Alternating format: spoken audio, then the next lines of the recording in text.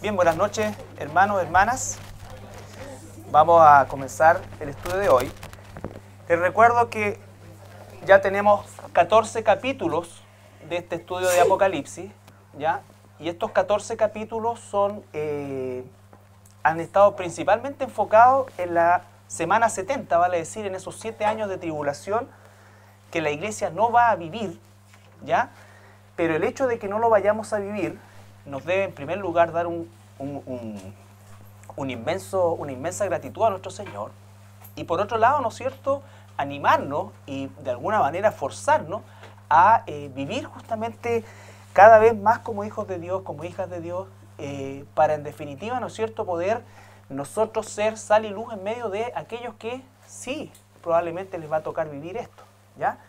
Lo importante de esto, ¿no es cierto?, es que nosotros sabemos que esto va a suceder, y también de alguna manera el que nosotros lo comuniquemos y lo tengamos dentro de nuestro concepto de compartir cuando haya que compartir, ¿no es cierto?, es importante, porque si la gente no tiene esta información, por último, si no tiene esta información, le va a creer al anticristo, no va a tener ninguna forma donde comparar. En cambio, si se acuerda de que tú le dijiste de que mi mamá hizo esto, mi tía, mi abuelo, mi papá, mi mamá, mi hermano, mi esposo, mi esposa, ¿no es cierto?, ella dijo que esto iba a pasar. Entonces van a tener esa concepción y van a tener a lo menos una herramienta con la cual pasar este tiempo, ¿no es cierto? Pero los que no la tengan van a creer lo que el anticristo les diga, ¿ya?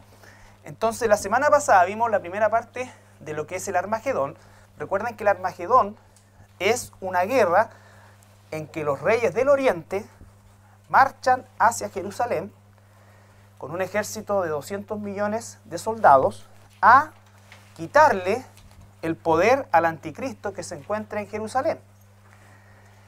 El anticristo, el falso profeta y Satanás mismo, que es el dragón, dice que salen 3 demonios a manera de rana que van a los otros reyes o a los otros gobernantes de lo que queda de naciones y de lo que queda de ejército, mandan al Valle del Megido, ¿no es cierto?, para apoyar al anticristo, ¿no es cierto?, y combatir este frente oriental que se va acercando a paso agigantado a Jerusalén, ¿ya?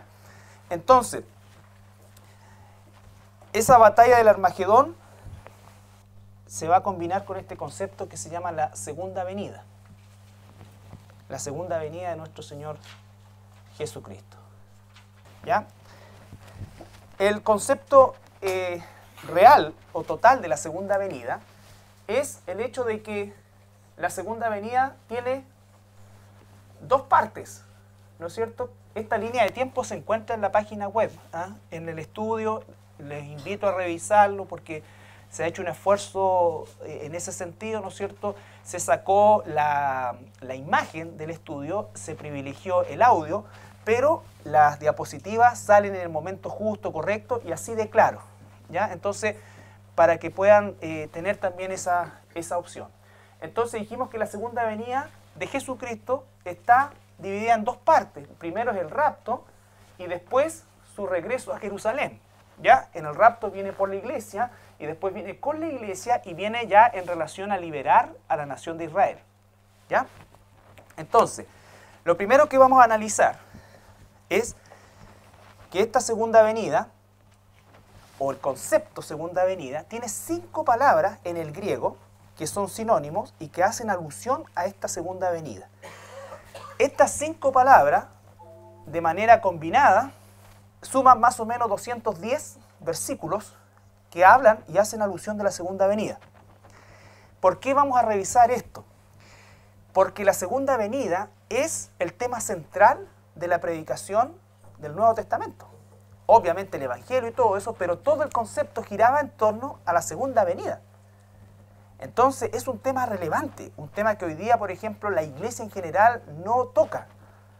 El tema del rapto es un tema que se deja de lado, ¿no es cierto?, y no se le da la preponderancia que tiene. Todo el concepto, todos nuestros hermanos del Nuevo Testamento, ¿no es cierto?, todos los que vivieron bajo esta esperanza, Por eso es que dicen que, ¿no es cierto?, la santificación, el luchar contra el pecado, el morir incluso como mártires, su esperanza era el regreso de Jesús. El regreso de Jesús. El mismo apóstol Pablo dice, ¿no es cierto?, en la carta de los tesalonicenses, los que quedemos vamos a ser arrebatados. Él está viviendo como si el rapto hubiese sido en su época. Entonces, el concepto de la segunda venida es la esperanza del cristiano. Para nosotros, ese concepto de su segunda venida es el rapto. ¿No es cierto? Es el rapto, esa es la segunda venida. Y esa es la esperanza nuestra como iglesia. Y a eso es lo que quiero, ¿no es cierto?, que nos motivemos a pensar, porque hoy día estamos inminentemente mucho más cerca del rapto, que 2000 años más cerca de lo que escribieron los hermanos del Nuevo Testamento. ¿Ya? Y esto es importante porque sin duda alguna la fuente de nuestra esperanza, la fuente de nuestro arraigo espiritual está dado justamente en que el Señor va a recoger a su iglesia. Y a la vez esa fuente de esperanza nos tiene que llevar a un sentido mayor de urgencia de vivir vidas que glorifiquen a Dios. Yo siempre he dicho, los cristianos, tú, yo, no somos responsables de que la gente se salve o se convierta, pero sí somos responsables de vivir vidas conforme a la voluntad de Dios, de manera tal de ser verdaderamente, como dice, embajadores de Cristo. Embajadores de Cristo. Entonces, hay 5 palabras en el griego para el concepto segunda venida. La primera es optomai, que significa aparecerá. Todas estas palabras, por supuesto, son sinónimos y esta primera parte del estudio, que es un poco densa porque hay muchos versículos, elegí algunos versículos de más de 200, como les dije que hay, lo que hace que efectivamente la predicación de la segunda venida de Jesucristo es un tema ultra relevante en el Nuevo Testamento. Hebreos 9:28. Así también Cristo fue ofrecido una sola vez para llevar los pecados de muchos, y aparecerá por segunda vez sin relación con el pecado para salvar a los que le esperan. Ya, aparecerá, optomai, aparecerá por segunda vez. Ahora, el concepto está repetido más de 200 veces y en algunas se refiere al rapto y en otras se refiere a este evento de la segunda venida propiamente tal, que es lo que nos va a dar el uno a lo otro el contexto, ¿no es cierto? El contexto. Por ejemplo, este contexto se enfoca principalmente en esta parte, dice, aparecerá a los que le esperan, ¿no es cierto? Nosotros le esperamos, pero la salida nuestra es más bien una cosa que no sabemos cuándo va a ser. Estos, como lo vamos a ver acá, están esperando. Ellos saben que son 7 años, ellos saben, por lo tanto están en un estado de espera de saber que el concepto de la tribulación va a terminar. ¿Ya? Optomai, Él aparecerá. ¿A qué se refiere sin relación con el pecado? ¿Qué piensas tú que se refiere sin relación con el pecado?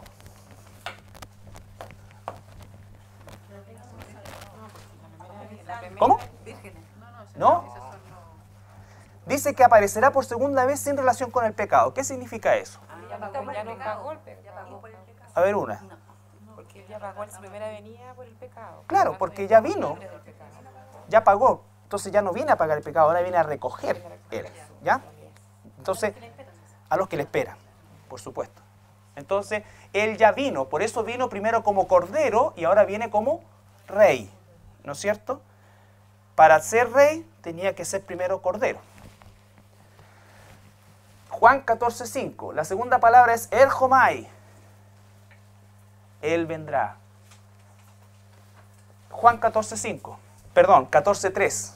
Y si me fuere, y os prepararé lugar, vendré otra vez, y os tomaré a mí mismo, para que donde yo estoy, vosotros también estéis. Vendré. Erjomai. Vendré. Hechos 1:11. Los cuales también les dijeron: varones Galileos, ¿por qué estáis mirando al cielo? Este mismo Jesús, que ha sido tomado de vosotros al cielo, así vendrá como le habéis visto ir al cielo. Vendrá el Jomai. Apocalipsis 1:7. He aquí que viene con las nubes, y todo ojo le verá, y los que le traspasaron, y todos los linajes de la tierra harán lamentación por él. Sí, amén. Ya. ¿En qué lugar situaríamos ese Él vendrá? ¿En el rapto o acá? En la segunda venida. En la segunda venida, ¿no es cierto? ¿Por qué? Todos los linajes de la tierra, que equivale a decir a todas las naciones de la tierra. Entonces es un evento global, por lo tanto está acá. ¿Ya? Muy bien. Primera de Pedro capítulo 1, versículo 7 y después versículo 13. También en la misma palabra, erjomai, él vendrá. Optomai, aparecerá. Para que sometida a prueba vuestra fe, mucho más preciosa que el oro, el cual, aunque perecedero, se prueba con fuego, sea hallada en alabanza, gloria y honra cuando sea manifestado Jesucristo. Cuando sea manifestado. Esa palabra manifestado es erjomai, él vendrá, cuando él venga. ¿Ya? Entonces, dice, para que vuestra fe sea más preciosa que el oro y sea hallada, ¿no es cierto? Entonces está diciendo que el propósito de que nuestra fe brille, y si hay pruebas, ¿no es cierto? Esas pruebas son para que nuestra fe brille, ¿no es cierto? ¿Y por qué? Porque el propósito es justamente que cuando Él venga, halle. Una de las preguntas que hace Jesús es, cuando el Hijo del Hombre vuelva, ¿va a encontrar fe? Entonces que te encuentre a ti, que me encuentre a mí, realmente creyéndole a Él. Y dice que creyéndole a Él significa que efectivamente Él está gobernando mi vida. Ha logrado domar el caballo salvaje que cada uno de nosotros es. ¿Ya? Versículo 13. Por tanto, ceñid los lomos de vuestro entendimiento, sed sobrios y esperad por completo en la gracia que os traerá cuando Jesucristo sea manifestado. ¿No es cierto? Sea manifestado. O erjomai, ¿ya? Entonces, ceñid los lomos de vuestro entendimiento. Está diciendo, esa es la razón por la cual, como cristianos, como seres humanos caídos, ¿no es cierto? Imperfectos, pecadores, llenos de malos hábitos, nos sometemos al Espíritu Santo para que nos transforme, y esa transformación es dolorosa. ¿Pero por qué lo hacemos? Porque tenemos la esperanza cierta de que Él vendrá, de que Él aparecerá, de que Él nos llevará. La tercera palabra que aparece en el Nuevo Testamento es epifanía. Epifaneia, que significa también aparecer. 1 Timoteo 6:14. 1 Timoteo 6:14. Que guardes el mandamiento sin mácula ni reprensión hasta la aparición de nuestro Señor Jesucristo. Que te portes como un hijo de Dios, que permitas que el Espíritu Santo haga su obra. ¿No es cierto? ¿No es fácil? Por supuesto que no es fácil. La salvación es un regalo, pero la santificación es un trabajo de todos los días. Entonces, pero dice que guarde el mandamiento sin mácula en reprensión hasta la aparición, epifania, de nuestro Señor Jesucristo. 2 Timoteo 1:10. Pero que ahora ha sido manifestada por la aparición de nuestro Salvador Jesucristo, el cual quitó la muerte y sacó a la luz la vida y la inmortalidad por el Evangelio. Ya, epifania ahí también. 4:1 del mismo libro. Te encarezco delante de Dios y del Señor Jesucristo, que juzgará a los vivos y a los muertos en su manifestación y en su reino. Ya, que juzgará a los vivos y a los muertos en su manifestación, epifania. Y 2 Timoteo 4:8. Por lo demás, me está guardada la corona de justicia, la cual me dará el Señor, juez justo, en aquel día, y no solo a mí, sino también a todos los que aman su venida. A todos los que aman su epifanía, venida, ¿ya? Entonces, aquí nos damos cuenta una vez más, y lo recalco, que el mensaje de la segunda venida de Jesucristo era el corazón de la esperanza y del evangelio de los hermanos de la iglesia primitiva, de los escritores del Nuevo Testamento. Piensen que ellos no tenían Apocalipsis. Todos los apóstoles murieron sin leer Apocalipsis. Por lo tanto, el concepto segunda venida para ellos no estaba claro como para nosotros hoy día el rapto y la segunda venida, ¿ya? Pero ellos tenían su esperanza absolutamente puesta y eran capaces de pasar por todo lo que pasaron porque su esperanza era que el Señor vendría, ¿no es cierto? Parousia, que significa principalmente presencia. 1 Tesalonicenses 4:5. El 15, le faltó un 1. Por lo cual os decimos esto en palabra del Señor, que nosotros que vivimos, que habremos quedado hasta la venida del Señor, no precederemos a los que durmieron. Ya, entonces dice hasta la venida del Señor, hasta la parousia, del Señor, la presencia. Segunda Tesalonicenses 2:8, espero que no me haya comido ningún... Y entonces se manifestará aquel inicuo, a quien el Señor matará con el espíritu de su boca y destruirá con el resplandor de su venida. ¿Ya? Primera de Tesalonicenses 5:23. Y el mismo Dios de paz os santifique por completo, y todo vuestro ser, espíritu, alma y cuerpo sea guardado irreprensible para la venida de nuestro Señor Jesucristo. La venida de nuestro Señor Jesucristo. Y lo último, segunda de Pedro. Se salvaron porque pusimos algunos nomás, eran 210 versículos. Porque no os hemos dado a conocer el poder y la venida de nuestro Señor Jesucristo siguiendo fábulas artificiosas, sino como habiendo visto con nuestros propios ojos su majestad, ¿no es cierto?, su venida. Y el 3:12, esperando y apresurándonos para la venida del día de Dios, en el cual los cielos encendiéndose serán deshechos y los elementos siendo quemados se fundirán. ¿Ya? Entonces, parousia, presencia. Y la última palabra es apocalipsis, donde viene por supuesto después apocalipsis, que significa descubrir o quitar el velo.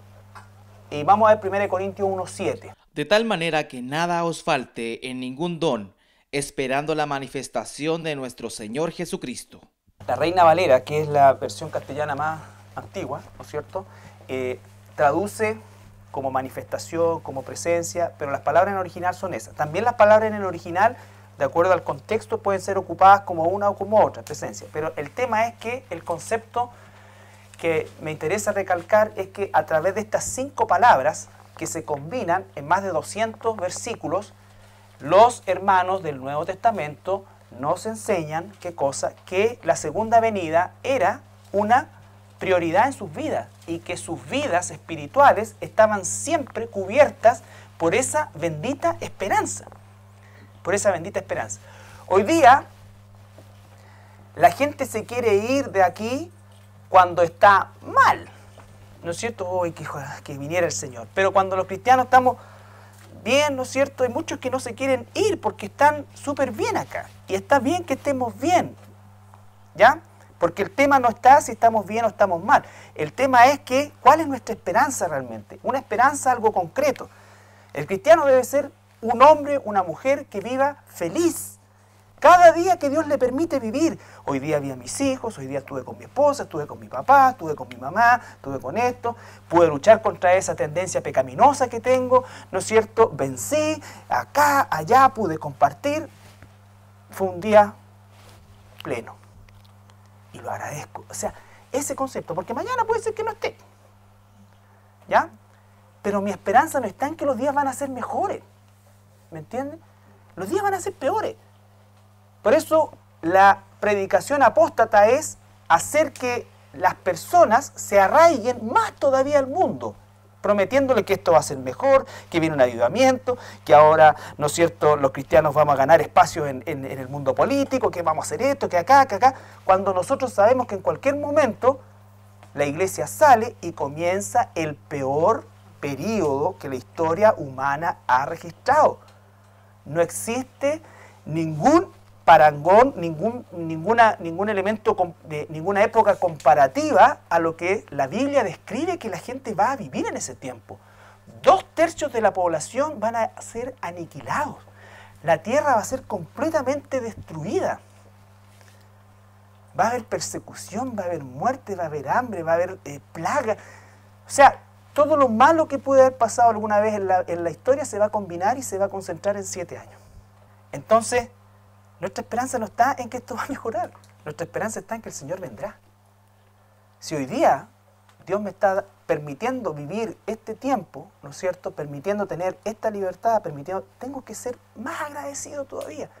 Y que no se transforme en algo para que me achanche, como se dice, ¿no es cierto?, me quede ahí, sino que todo lo contrario, me impulse.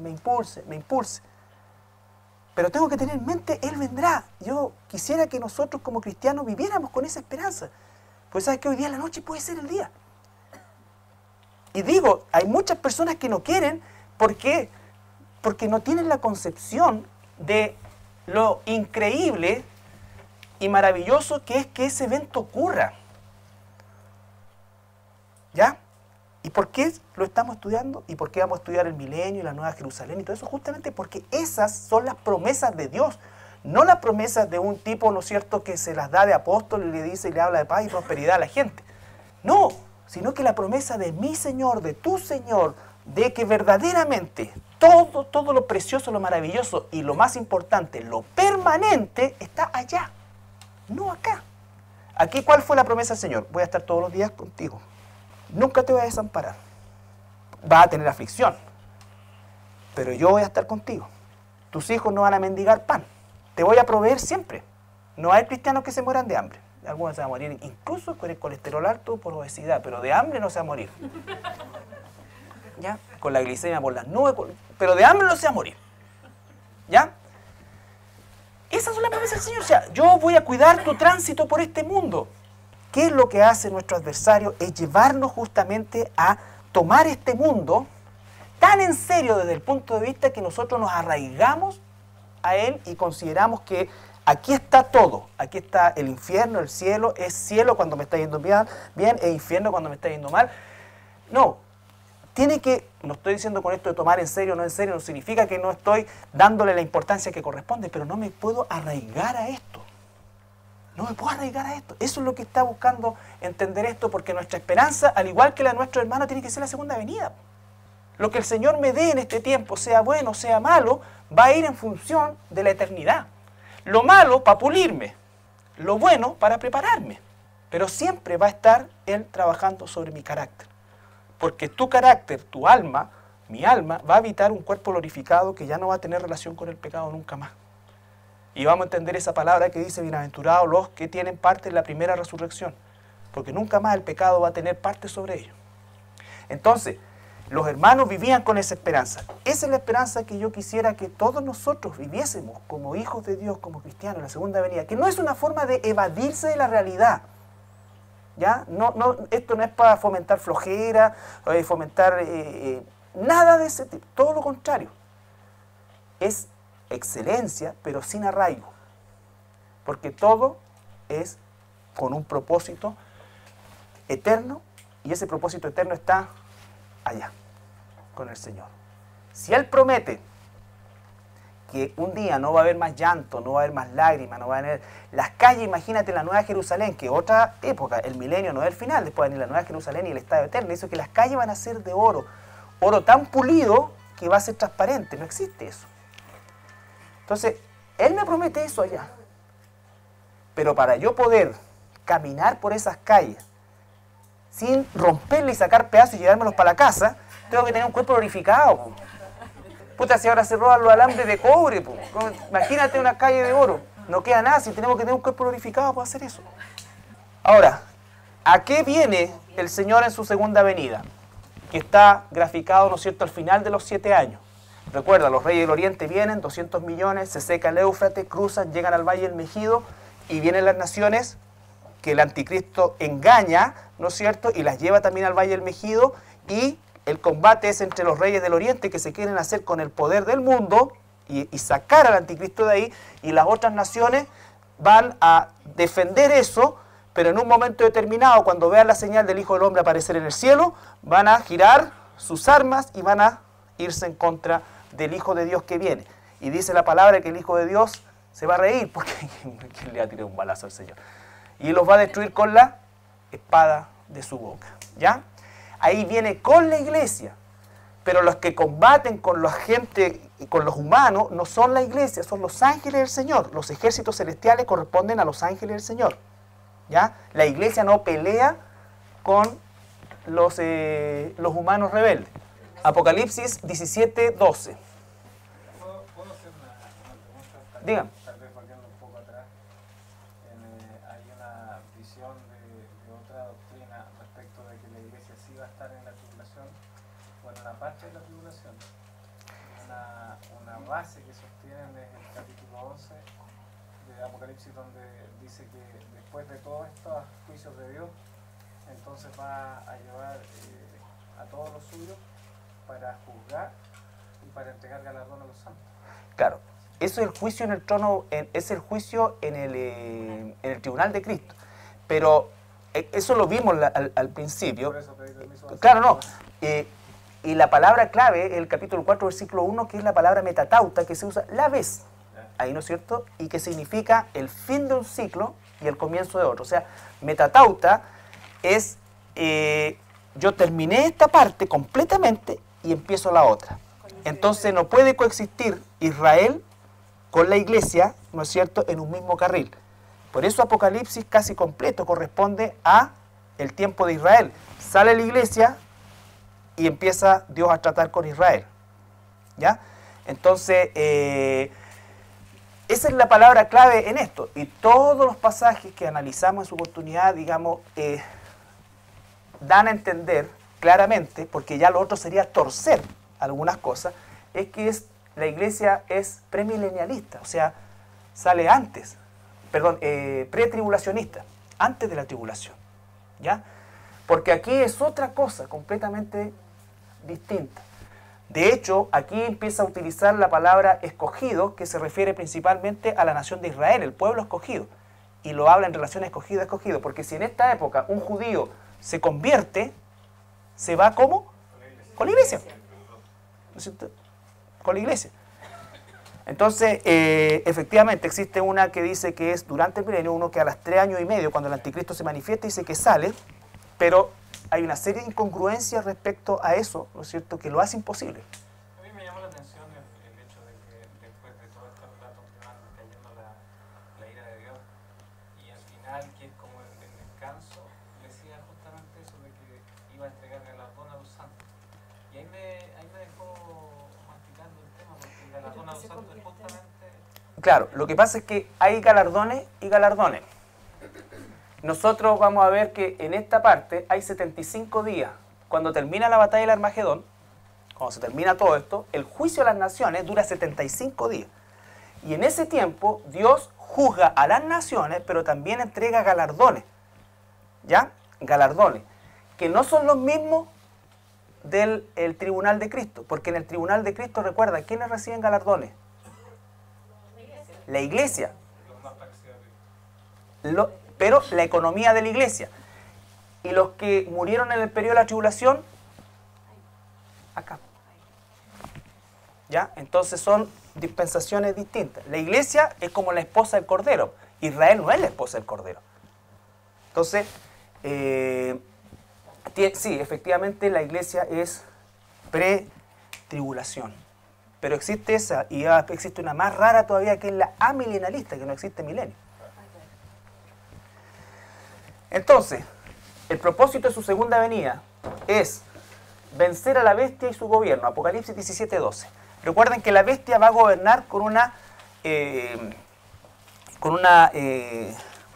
¿cómo se llama esto?, agrupación de 10 naciones, que van a ser 10 bloques en realidad, que van a representar a todo el mundo. Y estas 10 naciones representan esos 10 cuernos que están en la cabeza de la bestia. Apocalipsis 17:12 y al 14. Y los 10 cuernos que has visto son 10 reyes que aún no han recibido reino, pero por una hora recibirán autoridad como reyes juntamente con la bestia. Estos tienen un mismo propósito y entregarán su poder y su autoridad a la bestia. Pelearán contra el Cordero y el Cordero los vencerá, porque Él es Señor de señores y Rey de reyes, y los que están con Él son llamados y elegidos y fieles. Entonces dice que Él los vencerá porque es Rey de reyes, Señor de señores. Entonces va a destruir a la bestia, que es la bestia. ¿Quién es la bestia? El anticristo, ¿no es cierto? El dragón es Satanás y el falso profeta es falso profeta. El versículo, capítulo 19, versículo 19 al 21. Y vi a la bestia, a los reyes de la tierra y a sus ejércitos, reunidos para guerrear contra el que montaba el caballo y contra su ejército. Y la bestia fue apresada, y con ella el falso profeta que había hecho delante de ella las señales con las cuales había engañado a los que recibieron la marca de la bestia y habían adorado su imagen. Estos dos fueron lanzados vivos dentro de un lago de fuego que arde con azufre, y los demás fueron muertos con la espada que salía de la boca del que montaba el caballo, y todas las aves se saciaron de las carnes de ellos. Esto es lo que va a pasar en la batalla del Armagedón, ¿no es cierto? Pero dice que destruye el gobierno y al falso profeta y a la bestia los pesca y los tira inmediatamente en el lago de fuego, ¿ya? El infierno está en el centro de la tierra, el lago de fuego no sabemos dónde está, ¿ya? Vamos también a dar algunas posibilidades de lo que la misma Biblia nos puede informar respecto al lago de fuego, pero el lago de fuego está fuera de acá, ¿ya? Está fuera de acá. No, lo que pasa es que la palabra infierno significa genéricamente lugar de tormento, pero antiguamente se llamaba Hades o Seol, ¿ya? Que es el lugar de los muertos. Hoy día esto está en el infierno, que está en el centro de la tierra. No hay demonios, ni hay ángeles caídos.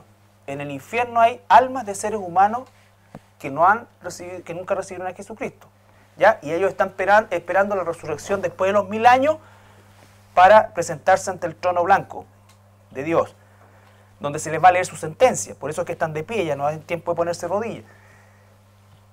Los ángeles caídos están en un lugar que se llama el Tartarus, que es una prisión de oscuridad. Y los demonios se encuentran en otro lugar que se llama el abismo. Recuerden que en el capítulo 6 el abismo es abierto y salen, no son todos los demonios que existen los que están circulando en la atmósfera. Hay millones de ellos recluidos en este abismo. ¿Y en el abismo es lanzado Satanás? Ahí vamos. Entonces, falso profeta, anticristo, inmediatamente al lago de fuego. ¿Qué pasa con Satanás? Capítulo 20, versículo 1. Vi un ángel que descendía del cielo con la llave del abismo y una gran cadena en la mano, y prendió al dragón, la serpiente antigua que es el diablo y Satanás, y lo ató por 1000 años. Ya. Entonces, los tres personajes de la Trinidad diabólica, ¿no es cierto?, anticristo y falso profeta, inmediatamente son condenados al lago de fuego. Ellos inauguran el lago de fuego. ¿Quién está hoy día en el lago de fuego? Nadie. El lago de fuego Dios lo hizo antes de hacer el planeta, porque el lago de fuego siempre fue hecho ¿para quién? Para Satanás y sus ángeles, ¿no es cierto? Al fuego eterno, dice el Señor Jesucristo, preparado para el diablo y sus ángeles antes de la fundación del mundo. ¿Ya? Por eso es que no está en la tierra. O sea, los testigos de Jehová tienen razón, entonces, en cierta forma. ¿En qué sentido? El Gehenna. No es el Gehenna. No, pues el Gehenna es esto también, pues. Es el Seol, el lugar de los muertos. El infierno no se traduce. También se traduce Gehenna. El Gehenna es el valle del Hinnom, que era un basural, que el Gehenna es decir, una forma folclórica de que los arameos tenían de llamar al infierno. Las palabras en la Biblia propiamente tal son Hades y Seol, pero en el Nuevo Testamento también se describe de Gehenna como sinónimo de eso, porque había llegado a ser un sinónimo folclórico, porque ese valle del Gehenna, que es una cuestión súper profunda, era el basural de Jerusalén. Era el basural de Jerusalén, pero hace relación a Hades y Seol. El lago de fuego es otra cosa. El lago de fuego es otra cosa. ¿Ya? Segunda cosa, y con esto terminamos. El propósito de la segunda venida es eliminar al anticristo, al falso profeta, su gobierno y a todas las naciones que fueron contra Israel y, ¿no es cierto?, encadenar al diablo. Ahora, también, por supuesto que en este momento que se produce eso, se libera la nación de Israel espiritual y nacionalmente. Mateo, no vamos a leer Marcos, leamos Mateo, mejor. Capítulo 24. Ustedes saben que el capítulo 24 es un capítulo extenso que de manera equivocada muchas veces se aplica al concepto de la iglesia, pero esto tiene que ver justamente con el tiempo de Israel en la tribulación. Mateo capítulo 24, desde el versículo 15 El 14 dice que será predicado el Evangelio en todo el mundo. No está hablando de la predicación que hoy día estamos haciendo nosotros, sino que la predicación que va a ocurrir en el tiempo de la tribulación. Versículo 15 hasta el 28. Hasta el 32. Es largo. Por tanto, cuando veáis en el lugar santo la abominación desoladora de que habló el profeta Daniel, el que lea entienda. Pausa. Esto está pasando en Jerusalén. Los judíos de todo el mundo van a ver por la CNN, ¿no es cierto?, que el anticristo o el que ellos habían declarado Mesías se mete al templo y se declara a Dios. Y establece, no es que entra y sale al tiro, sino que ahí se establece como Dios, como gobierno político y religioso del planeta. ¿Ya? O sea, se apodera del templo. Y es ahí cuando le dice, ¿no es cierto?, que huyan. Lo que va a decir a continuación. Por eso después dice que el ángel recoge a los escogidos de los 4 vientos o de los 4 lugares de la tierra. Entonces los que estén en Judea huyan a los montes. El que esté en la azotea no descienda para tomar algo de su casa. Y el que esté en el campo no vuelva atrás para tomar su capa. Mas ay de las que estén encintas y de las que críen en aquellos días. Orad, pues, que vuestra huida no sea en invierno ni en día de reposo, porque habrá entonces gran tribulación, cual no ha habido desde el principio del mundo hasta ahora, ni la habrá. Y si aquellos días no fuesen acortados, nadie sería salvo, mas por causa de los escogidos, aquellos días serán acortados. La palabra escogido se aplica a Israel. La palabra escogido se aplica a Israel. Hagamos un breve alto ahí porque necesito que entendamos esto. Isaías 45, 4. La iglesia es el pueblo redimido, Israel es el pueblo escogido. Por amor de mi siervo Jacob y de Israel mi escogido, te llamé por tu nombre, te puse sobrenombre, aunque ahora no me conociste. Ya, entonces siempre que se habla escogido en el contexto de es Israel. Ya no está la iglesia, ¿no es cierto? Por eso está tratando con Israel. Entonces, si alguno os dijere, mirad, aquí está el Cristo, o mirad, allí está, no lo creáis, porque se levantarán falsos cristos y falsos profetas, y harán grandes señales y prodigios, de tal manera que engañarán, si fuere posible, aún a los escogidos. Ya os lo he dicho antes, así que si os dijeren, mirad, está en el desierto, no salgáis, o mirad, está en los aposentos, no lo creáis, porque como el relámpago que sale del oriente y se muestra hasta el occidente, así será también la venida del Hijo del Hombre. Ya, ¿está claro que esto es para Israel?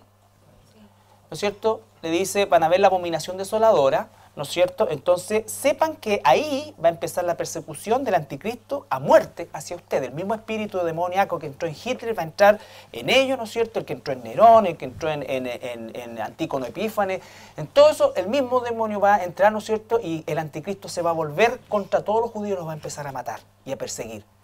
Y aunque el anticristo va a tener toda la tecnología a su alcance para poder encontrar judíos, obviamente nunca va a poder llegar a la omnipresencia ni a la omnisciencia. Entonces les dice, escóndanse, escóndanse, le da tiempo de esconderse. ¿Y cómo es que el anticristo los va a querer sacar? Va a poner falsos profetas, que siempre han habido, hay y habrán. No es prerrogativa solamente el tiempo al fin, es una constante en la historia de la iglesia y del cristianismo. Entonces estos falsos profetas van a decir, el Mesías está acá, el Mesías está acá. Y algunos judíos que son escogidos van a enganchar. Van a enganchar, ¿me entienden? Y los van a asesinar. Entonces, ese es el concepto que se maneja cuando estamos hablando de esta segunda venida y la relación directa con Israel como pueblo escogido. Y dice después el versículo 29, 30, 31 y 32. Inmediatamente después de la tribulación de aquellos días, el sol se oscurecerá y la luna no dará su resplandor, y las estrellas caerán del cielo, y las potencias de los cielos serán conmovidas. Entonces aparecerá la señal del Hijo del Hombre en el cielo, y entonces lamentarán todas las tribus de la tierra, y verán al Hijo del Hombre viniendo sobre las nubes del cielo con gran poder y gran gloria. Y enviará sus ángeles con gran voz de trompeta, y juntarán a sus escogidos de los 4 vientos, desde un extremo del cielo hasta el otro. Ahí el ángel va a ir a sacar a todos los que están escondidos. En todas las partes del mundo hay judíos y en todas las partes los va a llevar, ¿no es cierto? Y los va a juntar. ¿Ya? De la higuera aprended la parábola. Cuando ya su rama está tierna y brotan las hojas, sabéis que el verano está cerca. ¿Ya? Entonces, esto se aplica a Israel. Por supuesto que en este tiempo también van a haber gentiles o no judíos que se han convertido. Pero la gran conversión de no judíos va a ocurrir la primera mitad de esos 7 años. ¿Recuerdan eso? Ahí va a ocurrir la gran conversión, el evangelismo mundial va a estar ahí, comandado seguramente por muchos que se quedaron y que se van a convertir en ese momento, pero que tenían toda la información, que jugaron con Dios durante el periodo de la iglesia, ¿no es cierto? Y se quedaron. Pero, ¿no es cierto? En ese momento van a reaccionar como el hijo pródigo y van a comandar, por así decir, ese evangelismo. Porque recuerden que los 3 primeros años y medio cabalga el jinete en el caballo blanco y va a haber una pseudo paz, una pseudo permisividad, ¿no es cierto? O una cierta libertad. Y eso se va a hacer que el evangelio se expanda. Pero cuando el anticristo comienza a cabalgar en el jinete en el caballo rojo, los millones de seres humanos que se hayan convertido en esta primera mitad van a comenzar a ser perseguidos, ¿no es cierto? Asesinados. Además de que millones de ellos también van a morir en todas las catástrofes que hemos puesto. Si 2/3 de la población van a morir en menos de 4 años. O sea, estamos hablando de por lo menos 4.000 millones de personas que van a morir. De esos millones van a ser seguramente también santos, que son los santos de la tribulación. Entonces, al final de este periodo, principalmente está tratando con los israelitas, que hasta que no vean la abominación desoladora, ellos todavía van a considerar que el anticristo es su Mesías. ¿Ya? Ok. Leamos 2 versículos más, otro ustedes lo leen en su casa. Isaías 13, 4 al 11. Estruendo de multitud de los montes, como de mucho pueblo, estruendo de ruido de reinos, de naciones reunidas. Jehová de los ejércitos pasa revista a las tropas para la batalla. Para la batalla, ¿no es cierto? Siga. Hasta el 11. Vienen de lejana tierra, de lo postrero de los cielos, Jehová y los instrumentos de su ira para destruir toda la tierra. Instrumentos de su ira. Dios es el que usa a las personas. Aullad, porque cerca está el día de Jehová, vendrá como asolamiento del Todopoderoso. Por tanto, toda mano se debilitará y desfallecerá todo corazón de hombre, y se llenarán de terror, angustias y dolores se apoderarán de ellos. Tendrán dolores como mujer de parto, se asombrará cada cual al mirar a su compañero, sus rostros, rostros de llamas. He aquí el día de Jehová viene, terrible y de indignación y ardor de ira, para convertir la tierra en soledad y raer de ella a sus pecadores. Por lo cual las estrellas de los cielos y sus luceros no darán su luz, y el sol se oscurecerá al nacer, y la luna no dará su resplandor. ¿Quién predica hoy día eso? Todo es peace and love. El 11. Y castigaré al mundo por su maldad, y a los impíos por su iniquidad, y haré que cese la arrogancia de los soberbios, y abatiré la altivez de los fuertes. Eso es el día grande de Jehová. Último versículo, Joel, capítulo 3, versículo 1, primero al 1 y 2. Joel capítulo 3, versículo 1 y 2. Porque he aquí que en aquellos días y en aquel tiempo en que haré volver la cautividad de Judá y de Jerusalén, reuniré a todas las naciones y las haré descender al valle de Josafat, y allí entraré en juicio con ellas a causa de mi pueblo, y de Israel mi heredad, a quien ellas se esparcieron entre las naciones y repartieron mi tierra. Era primero el 3, 1 y 2. 3, 1 y 2. Y después 3, 16. ¿Ya? Entonces dice que aquel tiempo, imagínense, Joel está viendo esto 2000 y tantos años antes que ocurra, y ve este juicio a las naciones y la causa por la cual esto ha ocurrido. El hecho de que esparcieron a mi pueblo Israel, y ¿qué hicieron? Repartieron la tierra. ¿No es cierto? Repartieron la tierra. Recuerda que la ONU es la que en el fondo maneja todo, entre comillas, estos conceptos. Cuando los judíos en la guerra del 67 ganaron la ciudad vieja completa, incluso la mezquita y parte de la península del Sinaí y parte también de Jordania. Finalmente después tuvieron que devolver todo eso por ordenanza de las Naciones Unidas. Y las Naciones Unidas le siguen imponiendo, ¿no es cierto? Después entregó Gaza, después entregó Hebrón, después, y así sucesivamente. Entonces, cuando dice las naciones, está hablando justamente en este caso de las Naciones Unidas que representan a las naciones. Y eso nunca le agradó a Dios y por lo tanto va a juzgarlo por esa razón también. ¿Ya? Y Joel 3:16. Y Jehová rugirá desde Sión, y dará su voz desde Jerusalén, y temblarán los cielos y la tierra, pero Jehová será la esperanza de su pueblo y la fortaleza de los hijos de Israel. ¿Está rugiendo ahora Dios desde Jerusalén? No, ¿no es cierto? Va a rugir cuando aquí. Y va a ser esperanza de su pueblo Israel. ¿Por qué? Porque Israel va a entrar como nación también al milenio y se va a establecer el reino milenial desde Jerusalén con Jesucristo a la cabeza. Y este me interesa, el último, Romanos 11:25, porque ahí nos deja en claro el concepto de la salvación de Israel. 25 al 28. Romanos 11:25 al 28. Porque no quiero, hermanos, que ignoréis este misterio, para que no seáis arrogantes en cuanto a vosotros mismos, que ha acontecido a Israel endurecimiento en parte, hasta que haya entrado la plenitud de los gentiles. Y luego todo Israel será salvo, como está escrito: vendrá de Sión el libertador, que apartará de Jacob la impiedad, y este será mi pacto con ellos cuando yo quite sus pecados. Así que en cuanto al evangelio son enemigos por causa de vosotros, pero en cuanto a la elección son amados por causa de los padres. Por eso se llama el pueblo elegido, ¿no es cierto? Entonces dice qué cosa, que no nos captemos, la iglesia, de que Dios como que ya desechó a Israel. No lo ha desechado. ¿Por qué? Porque cuando la iglesia sea sacada, se termina el tiempo de los gentiles, ¿no es cierto? ¿Qué pasa? Entra otra vez en juego, o Dios entra a tratar, empieza a correr el reloj otra vez con Israel, y dice que va a apartar el pecado de ellos, y que al final todo Israel va a ser salvo, todo Israel que quede, ¿no es cierto? Todos los israelitas que queden, a los que va a juntar de los 4 puntos del viento, ¿no es cierto? Todo eso va a ser el remanente que va a entrar a habitar el milenio, más los seres humanos que hayan sobrevivido, ¿ya? Los seres humanos que hayan sobrevivido. Entonces, y dice que en cuanto al evangelio ellos son enemigos, porque hoy día ¿qué hace? Rechazan el evangelio. Pero en cuanto al pacto con los patriarcas, que son Abraham, Isaac y Jacob, ¿no es cierto?, son escogidos. Ya, son escogidos. Porque Dios, ¿a quién le prometió? A Abraham.